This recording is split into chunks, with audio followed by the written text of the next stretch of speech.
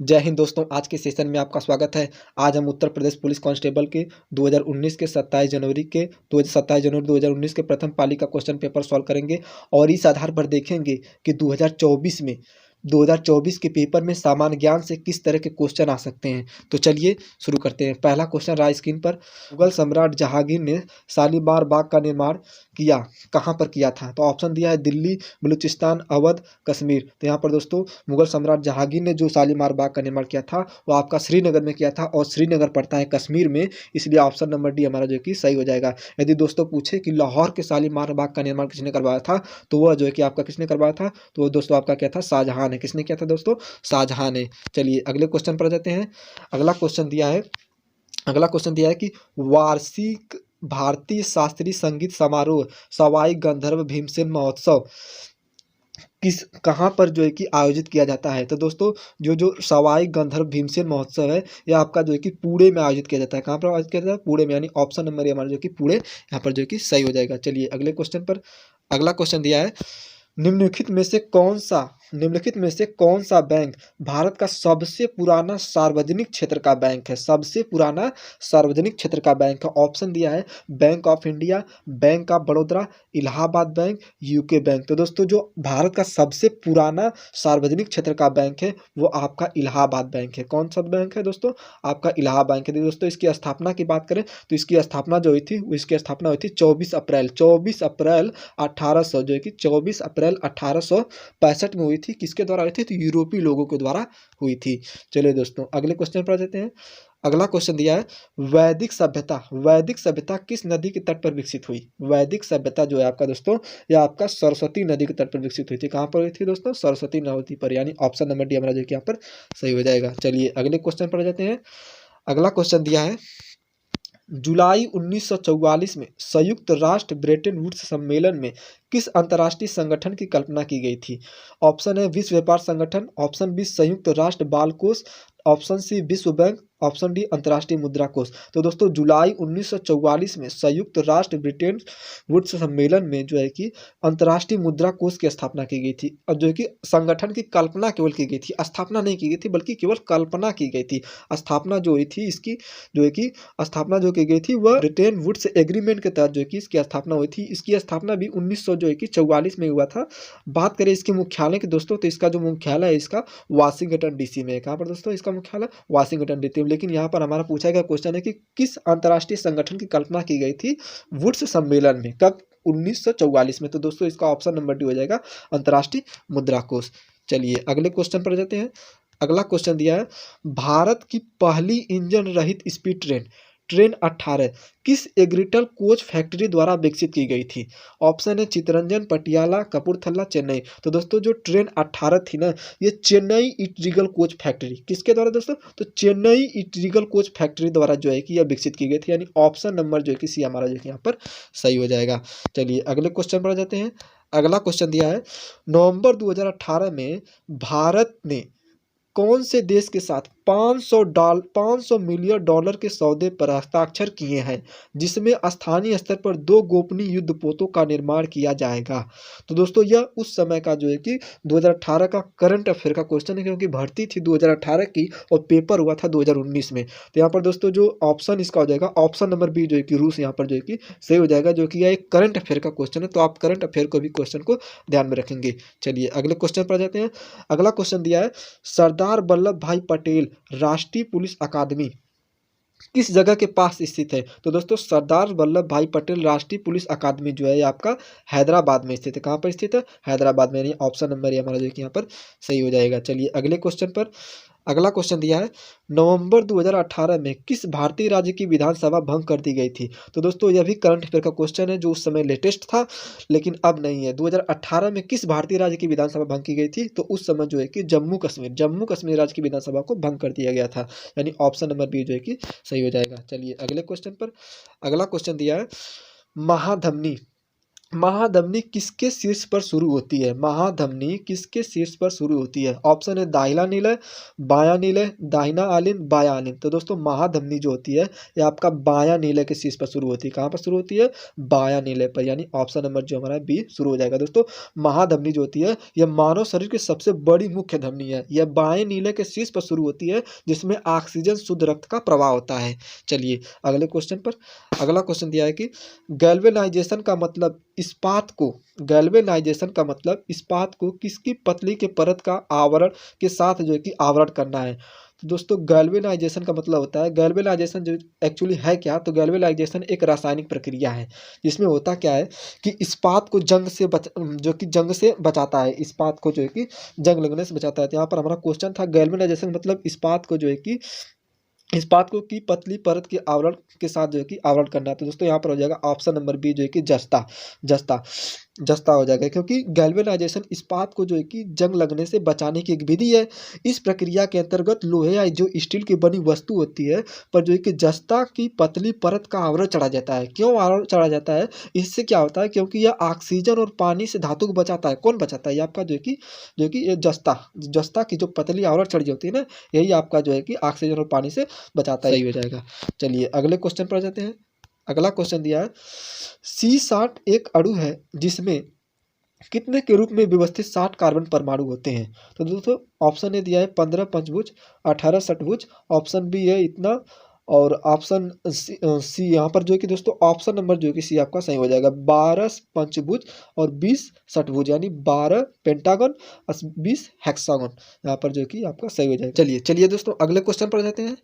अगला क्वेश्चन दिया है सर्वोत्तम गुणवत्ता वाला कोयला जिसमें 80 से 95% कार्बन होता है वह कौन सा है? तो जो सर्वोत्तम गुणवत्ता वाला कोयला होता है दोस्तों वो आपका होता है एथ्रोसाइट। एथ्रोसाइट में जो है कि सबसे ज़्यादा मात्रा में जो है कि कार्बन पाया जाता है शुद्ध मात्रा में। वही बात करें पीट कोयले की, तो जो पीट वाला कोयला होता है इसमें केवल 25 से 30% जो है कि कार्बन पाया जाता है। वही बिटू जो आपका ये लिग्नाइट होता है, लिग्नाइट वाले में केवल जो है कि 50 से 60%। और बात करें बिटूमिनस की, तो बिटूमिनस में लगभग 65 से 85% जो कि शुद्ध कोयला पाया जाता है। चलिए अगले क्वेश्चन पर जाते हैं। हमारा ऑप्शन में यहाँ पर डी सही हो जाएगा, ये वाला एथ्रोसाइट। अगला क्वेश्चन दिया है किसको छोड़कर निम्नलिखित सभी बहुलक हैं? ऑप्शन है पॉलिएस्टर, ऑप्शन बी है पॉली प्रोपोलीन, ऑप्शन डी दिया है पॉली कार्बोनेट, ऑप्शन सी दिया है पॉली एमाइड। तो दोस्तों इसका ऑप्शन बी हो जाएगा पॉली प्रोपोलीन। पॉली प्रोपोलीन क्या है? एक जोड़ बहुलक है, संघनन बहुलक नहीं बल्कि एक जोड़ बहुलक है, इसलिए ऑप्शन बी नंबर जो है कि आपका सही हो जाएगा। चलिए अगले क्वेश्चन पर आ जाते हैं। अगला क्वेश्चन दिया है भारतीय प्रौद्योगिकी संस्थान कानपुर ने किस जगह में एक कार्यालय बनाया है जहां पूर्व छात्र संजीव खोसला को संस्थान का विदेशी ब्रांड दूत नियुक्त किया गया है? ऑप्शन है Dubai, option B London, option C Singapore, option D New York. तो दोस्तों इसका ऑप्शन नंबर डी जो है कि इसका सही हो जाएगा न्यूयॉर्क। न्यूयॉर्क में जो है कि एक कार्यालय बनाया था। किसने बनाया था? तो भारतीय प्रौद्योगिकी संस्थान कानपुर ने जो है कि यहाँ पर बनाया था, जहाँ पर पूर्व छात्र संजीव खोसला को संस्थान का विदेशी ब्रांड दूत नियुक्त किया गया है। चलिए दोस्तों अगले क्वेश्चन पर जाते हैं। अगला क्वेश्चन दिया है उत्तर प्रदेश पुलिस भर्ती एवं प्रोन्नति बोर्ड द्वारा कांस्टेबल सिविल पुलिस की नियुक्ति में शारीरिक क्षमता परीक्षा में पुलिस अभ्यर्थियों को कितने किलोमीटर की दौड़ की जरूरत होती है? तो दोस्तों ये बहुत ही आसान क्वेश्चन दिया है यहाँ पर, तो इसका देखते ही ऑप्शन नंबर ए जो है कि यहाँ पर सही हो जाएगा। 25 मिनट में 4.8 किलोमीटर। तो वही बात करें अगर महिला अभ्यर्थियों के लिए, तो महिला अभ्यर्थियों को क्या होता है कि दोस्तों 14 मिनट में 2.4 किलोमीटर कितना दौड़ना होता है? तो 14 मिनट में 2.4 किलोमीटर। चलिए दोस्तों अगले क्वेश्चन पर। अगला क्वेश्चन दिया है 22 जुलाई 2014 को उत्तर प्रदेश के राज्यपाल के रूप में किसने शपथ ग्रहण की थी?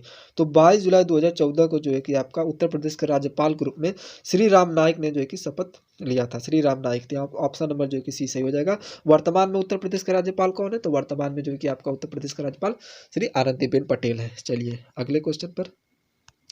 अगला क्वेश्चन दिया है, उत्तर प्रदेश के किस जिले को पीतल नगरी के नाम से जाना जाता है? किस नाम से? पीतल नगरी के नाम से जाना जाता है।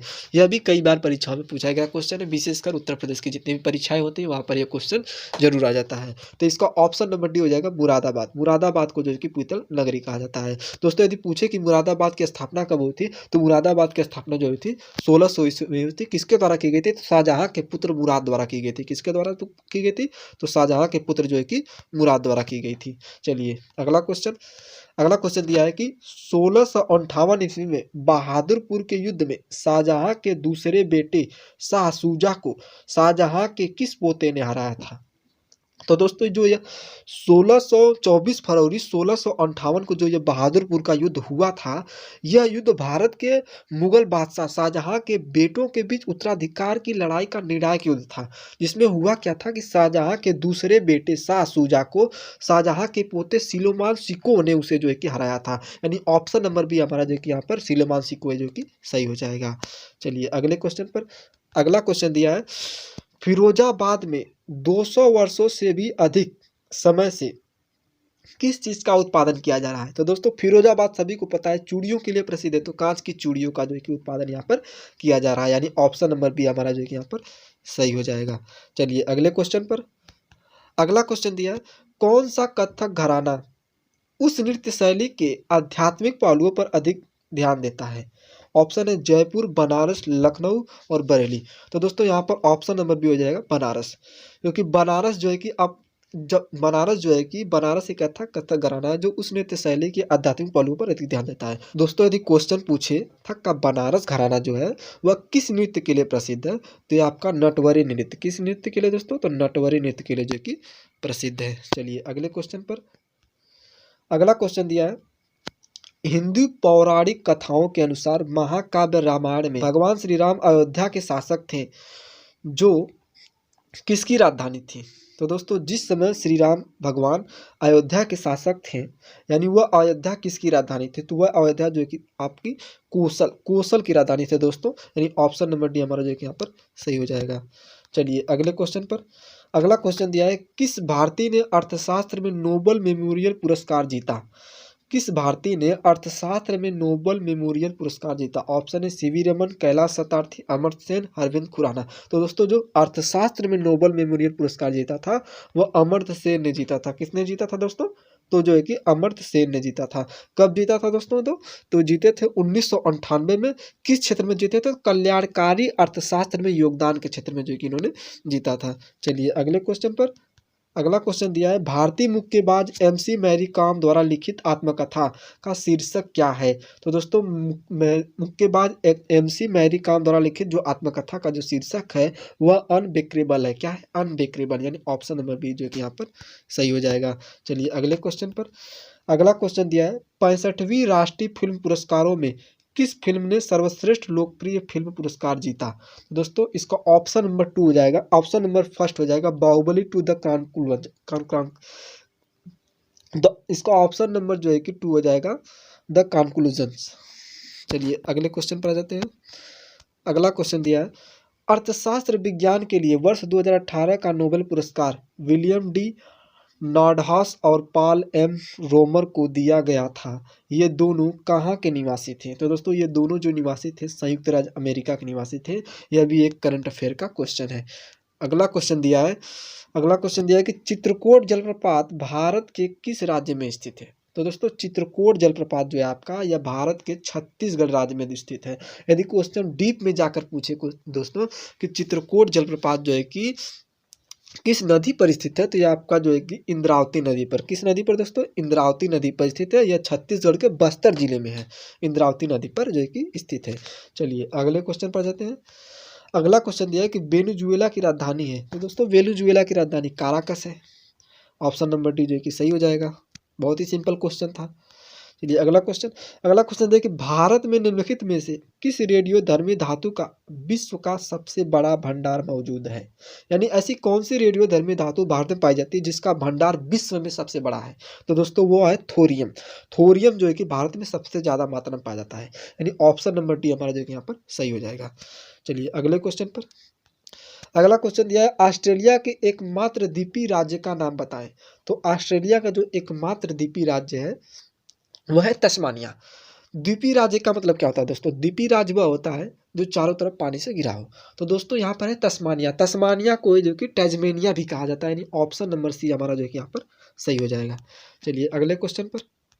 अगला क्वेश्चन दिया, निम्नलिखित में से कौन सा शहर गोदावरी नदी के किनारे स्थित नहीं है? स्थित नहीं है तो दोस्तों गोदावरी नदी के किनारे जो है कि आपका नवसारी शहर स्थित नहीं है, बल्कि निजामाबाद, नांदेड़ और नासिक ये सभी स्थित है, बल्कि नवसारी जो है कि स्थित नहीं। नवसारी कहाँ स्थित है?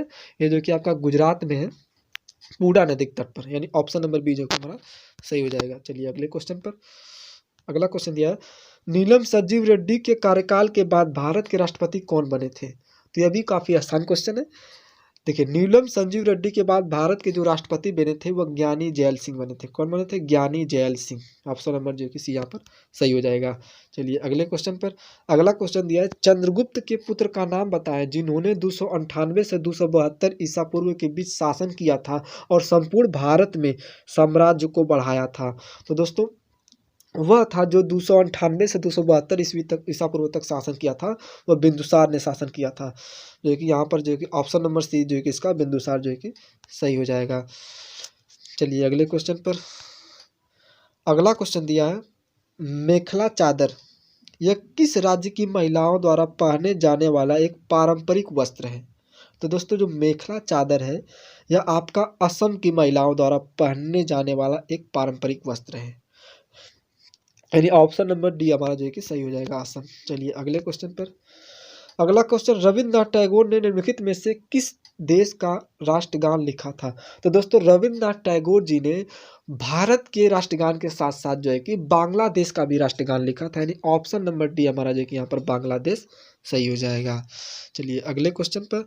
अगला क्वेश्चन दिया है, वर्गीस कुरियन को किसके द्वारा राष्ट्रीय डेयरी विकास बोर्ड के अध्यक्ष के रूप में नियुक्त किया गया था? तो दोस्तों वर्गीस कुरियस को जो है कि लाल बहादुर शास्त्री के द्वारा, किसके द्वारा दोस्तों? लाल बहादुर शास्त्री के द्वारा जो है कि अध्यक्ष के रूप में नियुक्त किया गया था, यानी ऑप्शन नंबर हमारा जो है कि सही हो जाएगा।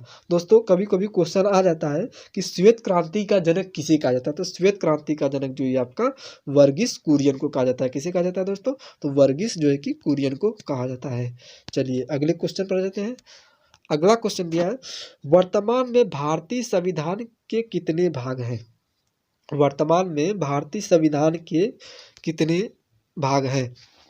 तो प्रारंभ में जो है कि भारतीय संविधान में टोटल 22 भाग, 395 अनुच्छेद, 8 अनुसूचियां थी। वहीं वर्तमान में भारतीय संविधान में गणना की दृष्टि से 25 भाग हैं। कितने भाग हैं दोस्तों? 25 भाग हैं और 12 अनुसूचियां हैं। तो यहाँ पर पूछा है कितने भाग, तो भाग यहाँ पर जो है कि 25 आपका जो है कि सही हो जाएगा। तो दोस्तों यह थे कुछ 2019 के क्वेश्चन जो पूछा गया था 27 जनवरी 2019 को उत्तर प्रदेश पुलिस कांस्टेबल में। इसमें हमने देखा कुछ क्वेश्चन टफ भी थे और कुछ क्वेश्चन नॉर्मल भी थे। तो हमें दोस्तों दोनों क्वेश्चन को जो है कि साथ साथ याद करके चलना है, यानी हमें ये नहीं करना है कि नॉर्मल क्वेश्चन है या नॉर्मल क्वेश्चन इसे छोड़ दीजिए, नहीं आएगा। नॉर्मल क्वेश्चन भी आ जा रहे हैं, टफ क्वेश्चन भी आ जा रहे हैं और 4-5 करंट अफेयर के भी क्वेश्चन आ जा रहे हैं। दोस्तों इसी तरह अपने तैयारी को बनाए रखिए। मिलते हैं अगले एक मोस्ट टॉपिक के साथ अगले वीडियो में। तब तक के लिए धन्यवाद। जय हिंद, जय भारत।